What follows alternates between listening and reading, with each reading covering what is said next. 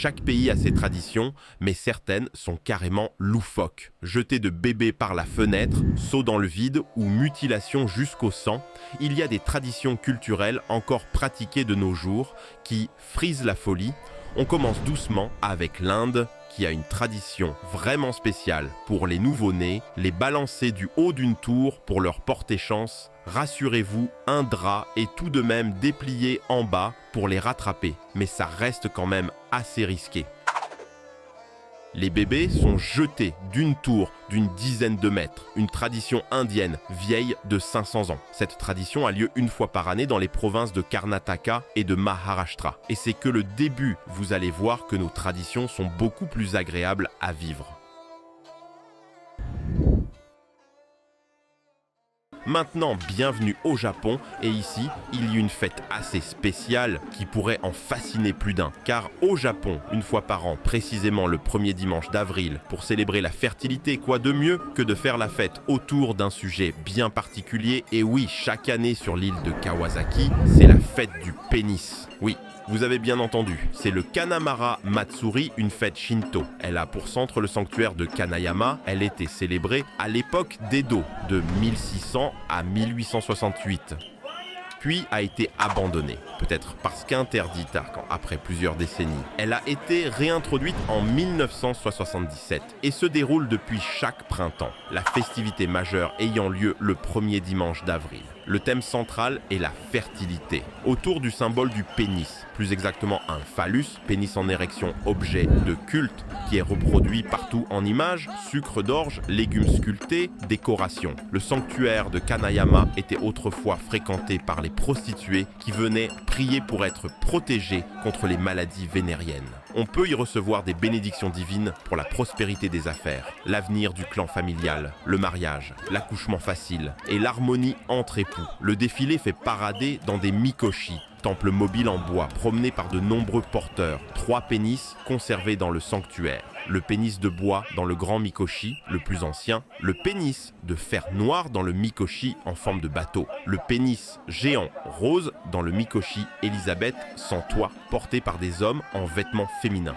Aujourd'hui, la fête est l'occasion de collecter des fonds pour la lutte contre le sida. De nombreux voyageurs viennent d'Europe et d'Amérique pour y participer. La fête de Honen Matsuri qui s'en rapproche a lieu le 15 mars à Komaki et dans d'autres villes japonaises. Le Japon est un pays très à cheval sur la politesse, y compris lors des repas. Entraînez-vous à manger avec des baguettes avant votre voyage au Japon, l'utilisation de couverts étant considérée comme mal poli. Et si vous devez vous servir dans un plat commun, pensez à utiliser l'extrémité des baguettes n'ayant pas touché votre bouche. Vous rêvez de participer au marathon le plus festif de la planète? Offrez-vous un billet d'avion Paris-San Francisco et participez au Bay to Breaker. Cette course au cœur des collines de San Francisco a la particularité de se faire que déguiser. D'ailleurs, si vous connaissez ou si vous-même pratiquez une ou plusieurs traditions originales, partagez-les avec nous dans les commentaires. Je suis sûr qu'il y en a plein d'autres. À Seattle, au nord-ouest des États-Unis, une tradition vieille de plus de 20 ans veut que les personnes passant par le Theater Market sur Post Alley collant un chewing-gum sur ses murs. Cela permettrait d'éviter le mauvais sort. Aujourd'hui, le bâtiment est entièrement recouvert de gomme multicolore et fait partie des attractions phares du quartier. N'essayez jamais d'être en avance, ni même à l'heure au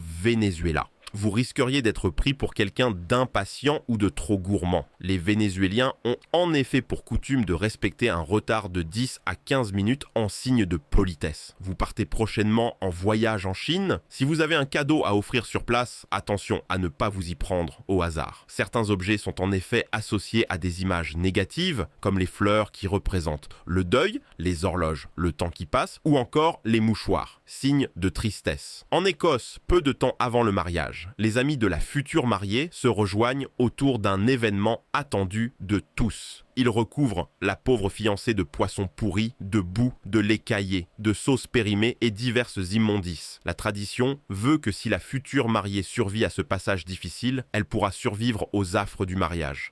Bienvenue sur l'île de Sulawesi. Une faune magnifique, des volcans, des plages paradisiaques. Ici, tout le monde habite à moins de 50 km de la plage. Situé entre la Malaisie et l'Australie, ce minuscule archipel montagneux, habité en grande majorité par le peuple des Toraja, renferme une drôle de coutume. Le peuple Toraja a pour habitude d'exhumer ses morts pour les laver et les habiller. Lors de ce rituel intitulé Manene, certains cadavres sont même relevés pour qu'ils fassent le tour du village accompagnés par leurs proches. Un rituel vraiment fascinant. En effet, les Toraja ne considèrent pas leur mort disparue, mais bel et bien présent. Pour eux, la mort n'est pas une fin en soi. D'ailleurs, ici, lors d'un décès, personne n'est triste. Il y a beaucoup de traditions et coutumes en Afrique. Chaque ethnie a sa coutume au sujet du mariage. Voici 2 coutumes sur le mariage au Soudan qui ont attiré notre attention. Au Soudan, pendant la cérémonie de mariage, la famille fait brûler 7 balais d'abord. Les 2 mariés doivent se placer face à face devant la porte de leur maison et une demoiselle d'honneur casse des œufs sur les pieds du marié. La femme doit alors laver les pieds du mari. Enfin, la mariée devra sauter au-dessus d'un bloc de bois. Cela prouve sa soumission. Dans le sud du Soudan, le mari peut demander le divorce si la femme n'a pas eu 2 enfants. Pourquoi? Tout simplement parce que le mariage n'est pas considéré comme complet tant qu'il n'y a pas 2 enfants. Cela est assez troublant. N'hésitez pas à nous dire ce que vous en pensez dans les commentaires, mesdames, en restant poli, évidemment. 1 mois avant le mariage, en Chine, les femmes qui vont se marier doivent pleurer tous les jours pendant 1 heure. 10 jours plus tard, la mère pleure avec sa fille, puis 10 jours encore plus tard, c'est la grand-mère qui s'y met. Cette tradition est censée montrer la joie des épouses. Dans le village de Bunlap, dans le Pacifique, les hommes se jettent dans le vide pour savoir si la récolte d'igname sera bonne. Après s'être enduit le corps d'huile de coco, les hommes montent sur un mur construit de troncs d'arbres et sautent les pieds attachés par des lianes. Si aucun homme ne se blesse, alors la récolte sera bonne. Si je dis Kenya, vous allez me dire safari, lion, braconnier, éléphant. Eh bien chez eux aussi, on a une tradition vraiment spéciale pour accueillir les nouveau-nés. Pas de baby shower. Non, ça serait trop commun. Ils préfèrent plutôt tout simplement se passer le bébé de main en main et lui cracher dans la bouche. Sympa. Aux Pays-Bas, il est déconseillé de chanter à table, c'est comme si vous chantiez avec le diable. D'ailleurs, là-bas, on ne prête pas son sel à son voisin, ça porte malheur. Voilà les amis, c'est tout pour moi, n'oubliez surtout pas de vous abonner. Si vous avez aimé cette brève vidéo sur les coutumes assez spéciales à travers le monde, on attend vos commentaires avec impatience sur ce. Ciao!